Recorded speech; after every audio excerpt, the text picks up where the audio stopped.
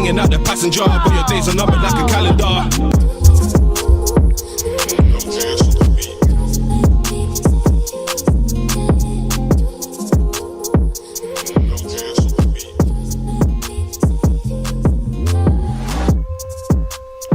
That was Sabotage, Moolah Machines, big tune out, man. We're locked into Frontline FM. You are tuned into Frontline FM.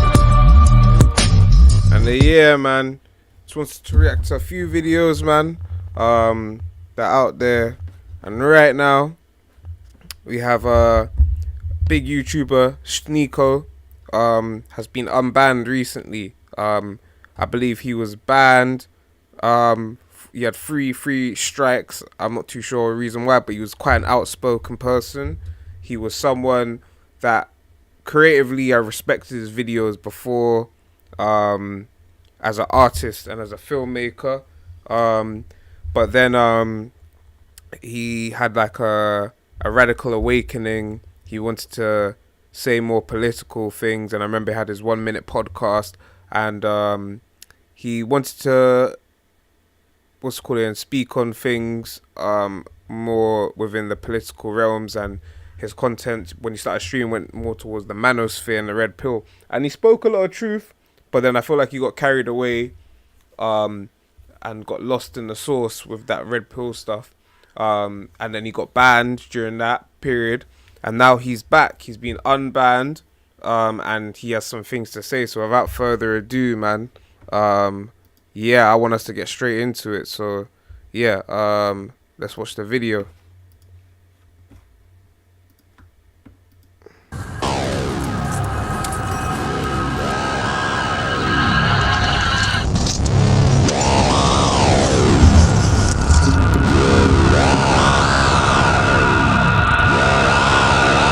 My mind's telling me no,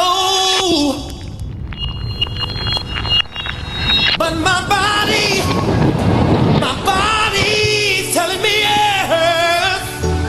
Baby, I don't wanna hurt nobody, but there is something that I must confess.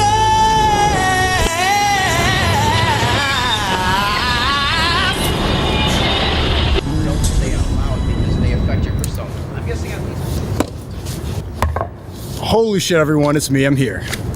What do people think of you? This is what we live for. This is what I was banned for. Bro, I dead fuck with that shit, my nigga. Word, bro. Yeah, it's my first video back on YouTube. They always try to shut out the people who have their own ideals, nigga. Keep that shit up, nigga. I'm not, like, I can't say I'm proud of you as if, like, I'm a figure, but, like, nigga, you say some shit, and I be like, yo, nigga, yeah, nigga, that's a free nigga who's saying shit, nigga. Continue that shit up, nigga. Pretty soon, the only talking heads you'll see will be AI-generated slop tubers approved by Palantir and the CIA. But until then, we can shock our dogs into the most sympathetic. That's pretty jokes, but if you don't know who Palantir are, they are essentially a surveillance company, I believe. Well, you know what, let me get up exactly what Palantir are so I don't mischaracterize what they are. But they're everywhere now, and they fund a lot of stuff in terms of to do with surveillance and data. So Palantir is a software company that builds data analytics platforms for government and commercial clients with products like Gotham for defense and intelligence, Foundry for commercial use. It is co-founded by Peter Thiel and Alexander Karp in 2004, and tools to integrate and manage data to help things. I think it's either, it might be made through it's one of those probably Israeli tech startups. I'm not too sure. That was probably started by the military and then given to American public use. But I'm not too sure. There's a lot of companies like that. Oh no, this one came from, I believe, United States intelligence community. Let's see. Boundary, by police, many countries, history.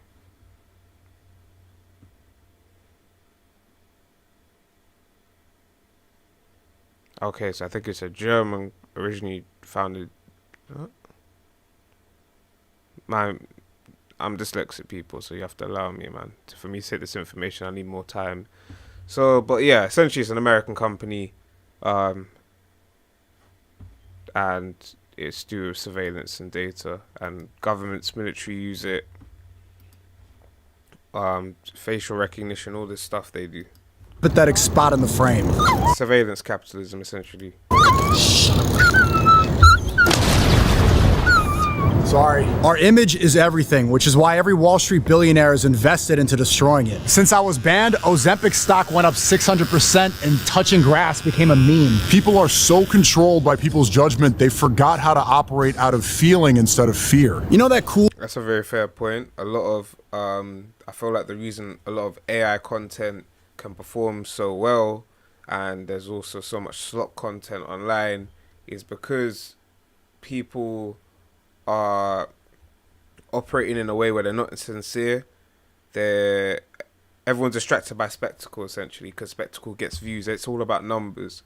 So everyone's doing things to get a result as opposed to doing what they feel, and that's kind of bad for art, because art is all about feeling, you understand, and self-expression. So that results in the algorithm, people caring more so what works with the algorithm, because that's how you get the views. So you get a lot of slop content, you get a lot of just things that capture people's attention, which is a spectacle, but there's no real, it doesn't reflect any human emotion, you understand? It's not art.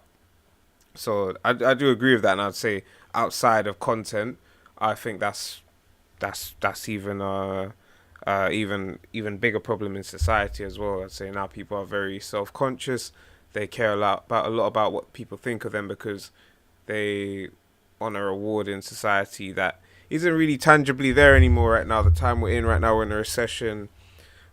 People say we're shifting from capitalism to techno-feudalism, so a whole new economic model. So the rewards right now aren't even that concrete. You might even be rewarded for a system but it's about indoctrination. People have been in the rat race for so long in society. They used to operate in a certain way and socializing themselves in a certain way because they don't want to upset the status quo. They want to fit into it so that they can get their social rewards, whether it's through their job, whether it's through, you get what I mean, which causes people to essentially act like robots, you understand, not be themselves, not be sincere, because that's a threat to the status quo. Guy who says he doesn't care about what people think, that guy is either a serial killer or a liar, because that's the literal definition of a sociopath. At least embrace being an NPC if you're gonna sound like one. Work on the devil. Ha ha ha ha ha. Whoa. We are the most social species living in the most social era ever. We went from living a first-person shooter to a Sims game. Sneakita. This previously inconceivable amount of communication drove people to download their personality from the For You page and destroy your life if you offend them. It's no wonder nobody approaches life unironically anymore. Everyone acts as if they're not really trying in case they suck and get called corny.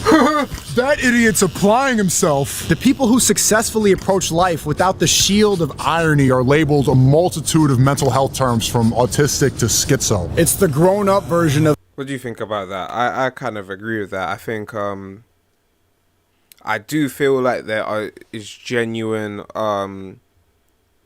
psychological disorders, and people are neurodivergent, and people's brains think differently. But I also feel like that's natural in society.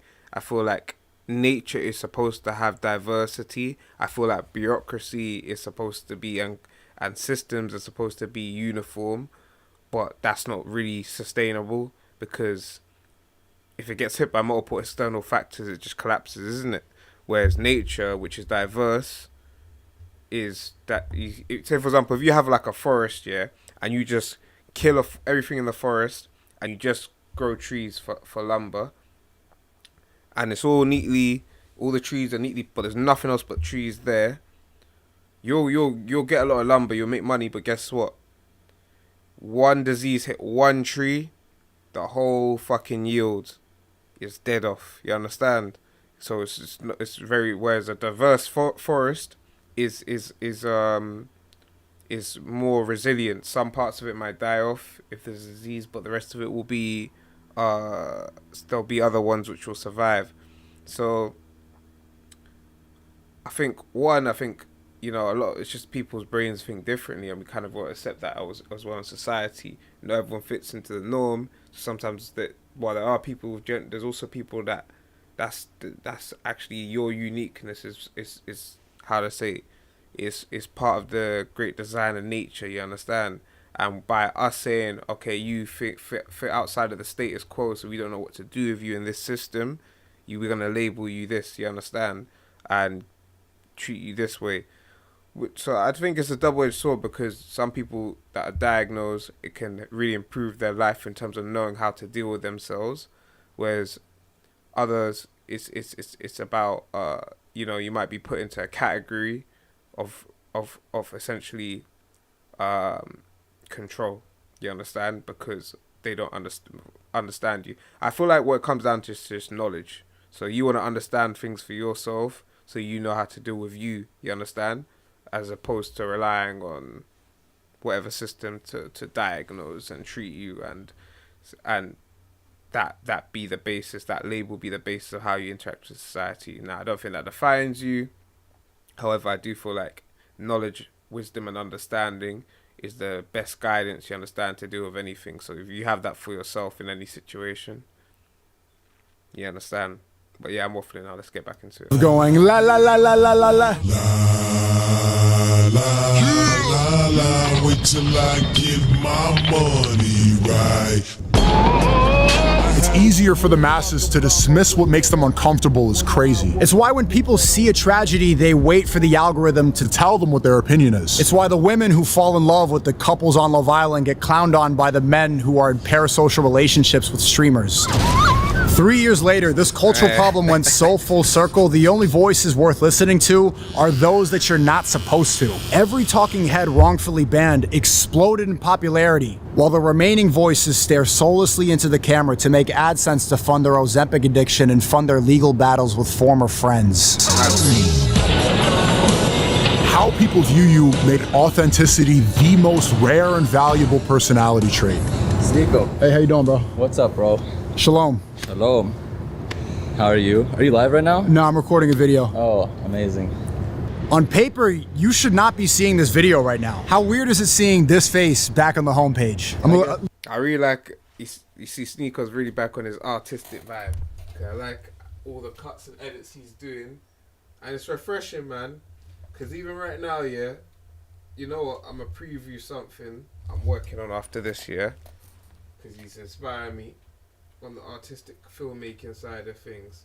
But yeah, man, for me, I hit a creative block because most of the things I was watching online, you know, usually online was a place where I got to see new things, new films, new ideas, you understand, YouTube, everything, and everything just slop, bro. If I'm honest, man, it's just slop. No creative edits, no stories, nothing interesting. It's just people either talking, just bare talking, if I'm honest, streaming, people sitting behind the camera. Nothing really that interesting to watch, if I'm honest. Like, nothing I'm really learning from, nothing. You get what I'm saying? It's just spectacle, like people doing things for views. So, with that being said, let me fix this light, man. Where's this camera? So,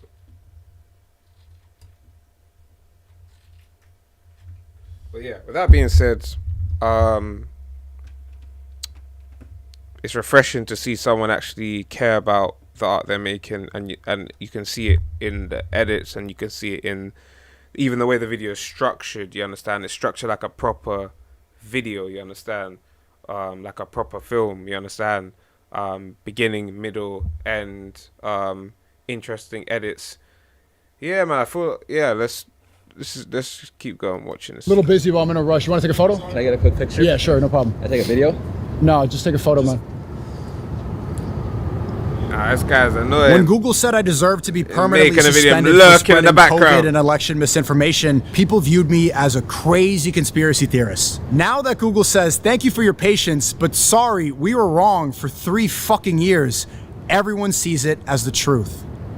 All right, man. This guy. Nice to meet you. Wait for that. Oh, wait for that. Oh. No, I'm in the middle of something right now, bro. Lurking. Yeah, I asked you nicely, I man. want you. I'm not a Zionist. I need to ask you something. Just, like, get the fuck out of here, man. The most difficult test I faced was deciding to tell the truth when it was the most crucial. Do I do what's right at the risk of losing everything, or do I sell my soul and win the world? See, what I find is, is whenever I've hit a creative block, is because I feel like art and content are two very different things. You see, art is about self-expression, so you're expressing your emotion through an artistic piece, through music. These are all just mediums of expression, you understand? And you're trying to, through skill and talent, convey this emotion, you understand, and convey your experiences, you understand, and the stories and so forth. Whereas I feel like content, you're just using the medium to get a result, you understand, which is views, which is a number, you understand, to get money. So I feel like with art, in order for you to really, you have to be truthful, you understand. I find whenever I'm not being truthful to myself, or I'm withholding the truth, I struggle to make art. I might be making content, but I won't be satisfied with the content I'm making, if that makes sense, from like an artistic. And this I guess this also comes from a place of me working within I've worked within the media industry. I've worked at big news companies. I've worked on a lot of different film sets, you understand, adverts, so forth. So there's a line where, you know, okay, you're making something, you understand, and you're using your skill, you understand, as a service to get paid, you understand. But you may not be invested in the art you're making, if that makes sense. You care about it, but it's not like you're expressing how you feel, you understand? So, but it's different when you're now trying to make art, you understand, especially for yourself, you understand, from a sincere place, and you're withholding truth, or you're not being truthful. You're gonna struggle. You're gonna struggle. It's like selling your soul, essentially, because what is truthful might not always sell. But if you put what will sell above the truth, then guess what? You're not going to be able to make proper art. You're going to struggle, in my opinion. So that's why I feel like truth is really important for communication, art, self-expression. And I say ultimately community, everything. Like, truth is very important. It's a strong foundation for trust, you understand? And trust in like what you're doing, having faith in what you're doing. So if you're lying to yourself, there's only so long before that lie falls apart, you understand, and other people see through it. So it's like, why would you lie to yourself unless you see yourself getting some sort of material reward out of it, you understand? But what greatness are you potentially blocking when you do them things there? I don't know.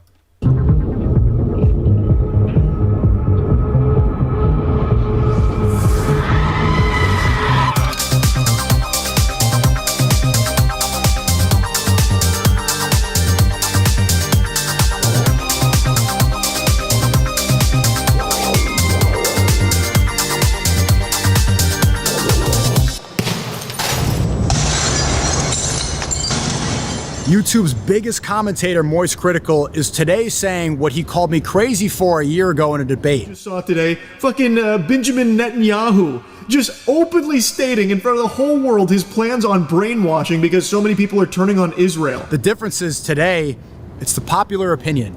Unfortunately, he says it now after the ceasefire when kids stop getting bombed. Because I don't think there is a secret Zionist agenda that controls the entire world. It's actually not secret at all. They boast about it. The generational question we have to ask ourselves is, do we want to be good people, or do we want people to think that we're good people? My mind's telling me no. Israel literally pays influencers to suck their wiener. When I criticized the COVID vaccine, Google admitted that's when the Biden administration applied pressure to ban me. That's when saying it mattered. You can say it now, but everyone already took the smiling selfie lifting up their sleeve to show their Band-Aid covering up their tainted blood.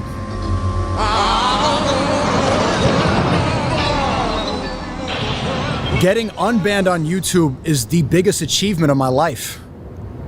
Let's fucking go. Not only do I get my body of work that I spent my life creating, but I get vindicated after 3 years of being called crazy by the world. 3 of the most exciting years. Maybe you've seen the highlight reel, but also 3 years of media slander, censorship everywhere, slander on my name.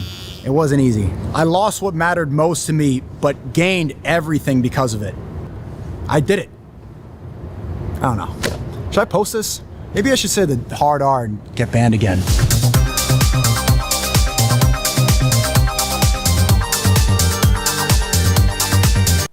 Man like SNEAKO, you know. Man like SNEAKO. Yeah, man, I rate his thing.